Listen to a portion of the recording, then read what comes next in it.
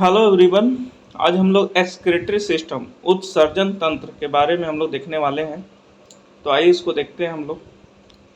मानव शरीर में यूरिया का निर्माण किस अंग में होता है? तो आपका यकृत में होता है। ठीक है, मानव शरीर में यूरिया का निर्माण किस अंग में होता है? यकृत में।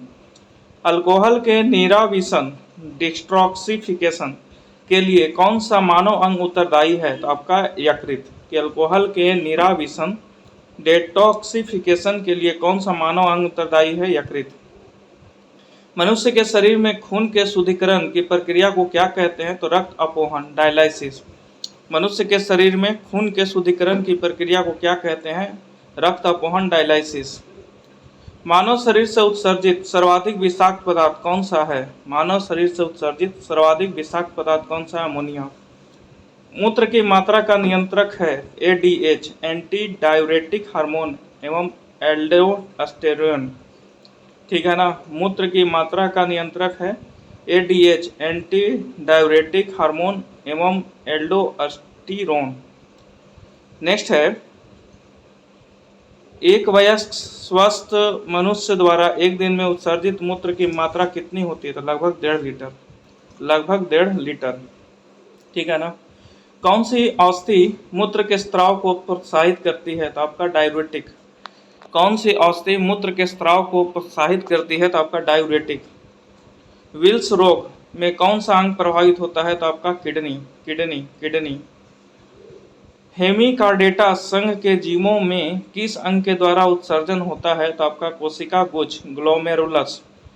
हेमिकार्डेटा संघ के जीवों में किस अंग के द्वारा उत्सर्जन होता है? तो कोशिका गुच्छ ग्लोमेरुलस। नेक्स्ट है आपका कि विभिन्न जंतुओं में यूरिया उत्सर्जी अंग। तो हम लोग देखते हैं क्या क्या है। तो मनुष्य में आपका हो गया वृक्क। फर्स्ट लाइन था कि मनुष्यों में जो है आपका वृक्क में यूरिया का उत्सर्जन होता है। अमीबा में क्या होता है, कहाँ होता है? तो त्वचा व रिक्तियाँ में। त्वचा व रिक्तियाँ में। केचुआ में तो उत्सर्जिकाएं में। केचुआ हो गया उत्सर्जिकाएं। झींगा मछली हरित ग्रंथियां। झींगा मछली में क्या होता है? हरित ग्रंथियां। फीता कृमि फ्लेम कोशिकाएं। फीता कृमि हो गया फ्लेम कोशिकाएं।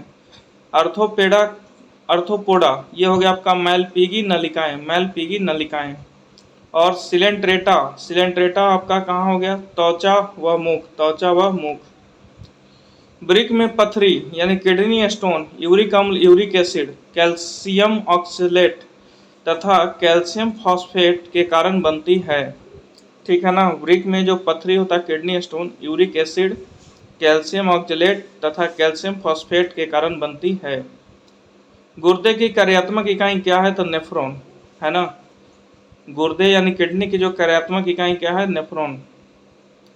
नाखूनों में कौन सा प्रोटीन पाया जाता है? तो केराटिन। नाखूनों में कौन सा प्रोटीन पाया जाता है? तो केराटिन। वृक्कों किडनी के काम न करने पर रक्त में यूरिया की मात्रा बढ़ जाती है, इसे कहते हैं यूरीमिया। किडनी के काम न करने पर रक्त में यूरिया की मात्रा बढ़ जाती है, इसे कहते हैं यूरीमिया। मनुष्य में किस प्रकार का उत्सर्जन पाया जाता है? तो आपका यूरियोटेलिक उत्सर्जन। आप देख रहे होंगे ना कितना इंपॉर्टेंट है सारा कुछ। मनुष्यों में किस प्रकार का उत्सर्जन पाया जाता है? तो यूरियोटेलिक उत्सर्जन। यूरोक्रोम का निर्माण कैसे होता है? तो लाल रुधिर कणिकाओं के हेमोग्लोबिन से। लाल रुधिर कणिकाओं के हेमोग्लोबिन से। किडनी से प्रति मिनट औसत रक्त प्रवाह कितना होता है? किडनी से प्रति मिनट औसत रक्त प्रवाह कितना होता है? तो 1 से 1.2 लीटर प्रति मीटर। नेक्स्ट है आपका वृक्क नलिकाओं के दूरस्थ कुंडलित भाग से मुख्यतः किसका पुनरावोसन रीअब्जॉर्प्शन होता है? तो सोडियम क्लोराइड। कि वृक्क नलिकाओं के दूरस्थ कुंडलित भाग से मुख्यतः किसका पुनरावशोषण रीअब्जॉर्प्शन होता है? Sodium chloride. वृक्क के चारों ओर पाए जाने वाले झिल्ली नुमा आवरण को क्या कहते हैं? पेरिटोनियम। ठीक है ना।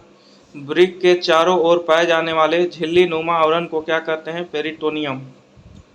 वह बीमारी जिसमें मूत्र के साथ रक्त आता है? हीमोट्यूरिया। हीमोट्यूरिया। कि वह बीमारी जिसमें मूत्र के साथ रक्त आता है? हीमोट्यूरिया। शरीर में संपूर्ण रक्त किसके माध्यम से शुद्ध होता है? वृक्क किडनी। ठीक है ना। शरीर में संपूर्ण रक्त किसके माध्यम से शुद्ध होता है? वृक्क, किडनी। केंचुआ मुख्य रूप से अमोनोटेलिक अमोनिया उत्सर्जक जंतु है, किंतु पर्याप्त जल न प्राप्त होने पर यह यूरियोटेलिक यूरिया उत्सर्जक हो जाता है। ठीक है ना। केंचुआ जो है मुख्य रूप से अमोनोटेलिक अमोनिया उत्सर्जक जंतु है, किंतु पर्याप्त जल न प्राप्त होने पर यह यूरियोटेलिक यूरिया उत्सर्जक हो जाता है। कशेरुकी जंतुओं में उत्सर्जी अंग, तो ये आपका उत्सर्जी अंग हो गया, उत्सर्जी पदार्थ हो गया। तो पहला है आपका वृक्क, किडनी। रुधिर से मूत्र के रूप में अत्यधिक जल व नाइट्रोजनी अवशिष्ट पदार्थ जैसे यूरिया आदि का उत्सर्जन। ठीक है, वृक्क, किडनी क्या हो गया? तो रुधिर से मूत्र के रूप में अत्यधिक जल व नाइट्रोजनी अवशिष्ट पदार्थों जैसे यूरिया आदि का उत्सर्जन। सेकंड है फेफड़ा, लंग्स, अमोनिया को यूरिया में परिवर्तित करना। ठीक है। थर्ड है लीवर, यकृत, नाइट्रोजनी पदार्थों का निष्कर्षण। और आंत, इंटेस्टाइन, कैल्शियम व धातुओं के लवण की आवश्यकता से अधिक मात्रा का उत्सर्जन। अब कहता है जलीय प्राणियों में नाइट्रोजन विनिमय से उत्पादित होता है, क्या होता है? अमोनिया। जलीय प्राणियों में नाइट्रोजन विनिमय से उत्पादित होता है अमोनिया। गठिया रोग, अर्थराइटिस का क्या कारण है? रक्त में प्रवाहित यूरिक एसिड का सोडियम यूरेट के क्रिस्टलों के रूप में जोड़ों में एकत्रित होना। रक्त में प्रवाहित यूरिक एसिड का सोडियम यूरेट के क्रिस्टलों के रूप में जोड़ों में एकत्रित होना। अमाशय की दीवार का पेशीय संकुचन कहलाता है पेरिस्टालसिस। अमाशय की दीवार का पेशीय संकुचन क्या कहलाता है? पेरिस्टालसिस। नेक्स्ट है डायूरिसेसिस।